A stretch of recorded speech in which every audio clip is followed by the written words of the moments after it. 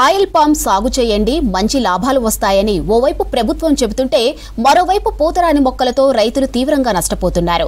గత ప్రభుత్వ హయాంలో సప్లై చేసిన ఆయిల్ పామ్ మొక్కల్లో సగానికి పైగా మొక్కలకు ఏడాది దాటినా పూత రాలేదు. దీంతో కోట్ల రూపాయల నష్టం వాటిల్లింది. ఆయిల్ ఫెడ్ సంస్థకు చెందిన నర్సరీ నుంచే ఈ మొక్కలు సప్లై కావడం ఇప్పుడు వివాదాస్పదమవుతోంది. ఖమ్మం జిల్లా సత్తుపల్లి రేగళ్లపాడు నర్సరీలో పామాయిల్ నకిలీ విత్తనాలతో తీవ్ర నష్టం వాటిల్లింది. 2023లో 4 లక్షల విత్తనాలను దిగుమతి చేసి నర్సరీలో పామాయిల్ సాగు చేస్తుంది ఆయిల్ ఫెడ్. వాటిలో సుమారు 1 లక్ష వరకు మొక్కలకు ఏడాది పూత రాలేదు. మరో 70,000 మొక్కల్లోనూ ఇదే పరిస్థితి ఉండే అవకాశం ఉందని అధికారులు అనుమానం వ్యక్తం చేస్తున్నారు.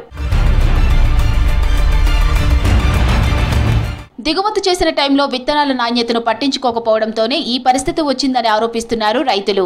విత్తనాల ధర, మొక్కల పెంపకం, పర్యవేక్షణ కోసం దాదాపు 4 కోట్లు ఖర్చు పెట్టింది ఆయిల్ ఫెడ్. మొక్కలు పెరిగాక పూత రాకపోవడంతో భారీ నష్టం వాటిల్లింది. బీఆర్ఎస్ హయాంలో విత్తనాలు దిగుమతి చేశారని, ఇందుకు బాధ్యులపై చర్యలు తీసుకోవాలని డిమాండ్ చేస్తున్నారు రైతులు. వాళ్ళు ఎటువంటి స్పందన లేకపోవడమే ఈ రోజు ఈ దురదృష్టకరమైన పరిణామానికి కారణం. ఈ రోజు ఈ గ్రామంలో సుమారుగా 300 మొక్కలు స్టెంబెట్ రాట్ అయితే, బడ్ రాట్ అయితే, ఇంకొక పేరు అయితే వాటితో విపరీతంగా తెగుళ్లు చనిపోతున్నాయి. హార్టికల్చర్ కానీ ఆయిల్ ఫెడ్ కానీ ఎటువంటి చర్యలు తీసుకోకపోవడం వల్లనే ఈ పరిస్థితి దాపురించింది.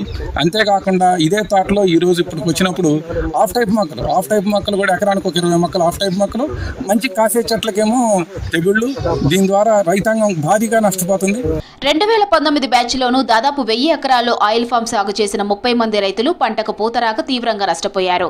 సత్తుపల్లిలో 30 ఎకరాల విత్తనాలు వేశామని 4 ఏళ్లు దాటిన మొక్కలకు గెలలు రాలేదని తెలిపారు రైతులు. నారాయణపురానికి చెందిన సోమిరెడ్డి అనే రైతు ఇలాగే నష్టపోయి పరిహారం చెల్లించాలని ఆయిల్ ఫెడ్ పై కోర్టుకు వెళ్లారు. 2019 నుంచి 2024 మధ్య జరిగిన విత్తన దిగుమతులు, ఇతర అంశాలపై విచారణ జరపాలంటున్నారు రైతులు. నేను ఈ తోట 2019లో వేసా. 10 ఎకరాల తోట 570 మొక్కలు వేసా.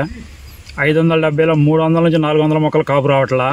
ఇందులో 570 మొక్కల్లో ఇప్పుడు 400 మొక్కలు రావట్లేదంటే అసలు ఒక్కొక్క మొక్కకే 5,000 అయింది పెట్టుబడి. ఎకరానికి వచ్చి 3 లక్షలు అయింది పెట్టుబడి. 10 ఎకరాల మీద 30 నుంచి 35 లక్షలు పెట్టుబడి పెట్టాను.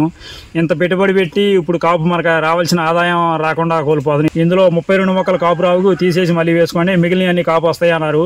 కానీ ఈ 5 నెలల నుంచి మేము చేయంది లేదు. ఇందులో వాళ్ళు చెప్పిందలా చేసాం. బావిస్టాన్ స్ప్రే చేసాం, బోరాన్ వేసాం, మెగ్నీషియం వేసాం, మళ్ళీ అమోనియా వేసాం, పొటాష్ వేసాం. ఇట్లా అన్నీ అంత ముందు కూడా చేసేయే, కానీ వాళ్ళ సమక్షంలో చేయాలన్నట్టుగా చెప్పారు. చేసినా కూడా ఎటువంటి స్పందన అయితే చెట్లు కనపట్లేదు.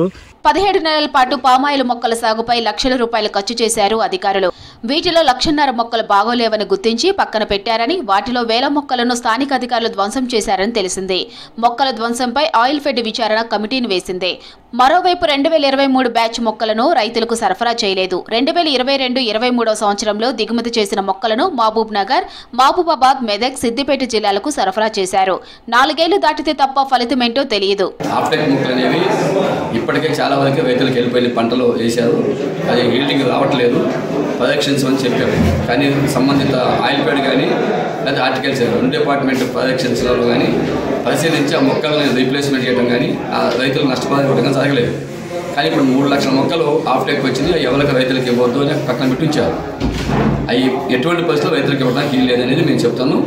అది ఒకవేళ రైతులకు ఇస్తే మన నష్టం జరిగింది మొదటిది. ఇక రెండోది, విత్తనాలు అనేటువంటి తెచ్చినటువంటి సందర్భం ఇప్పుడు ఏవైతే నష్టం జరిగిందో ఇప్పుడు దాదాపు 3.5 కోట్ల రూపాయలు నష్టం జరిగిందన్నారు.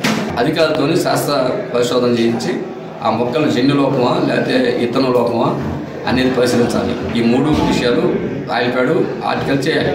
విత్తన, మొక్కలు కొనుగోలుపై విచారణ చేసిన బాధ్యులపై చర్యలు తీసుకోవాలని, తమకు నష్టపరిహారం చెల్లించాలని డిమాండ్ చేస్తున్నారు రైతులు.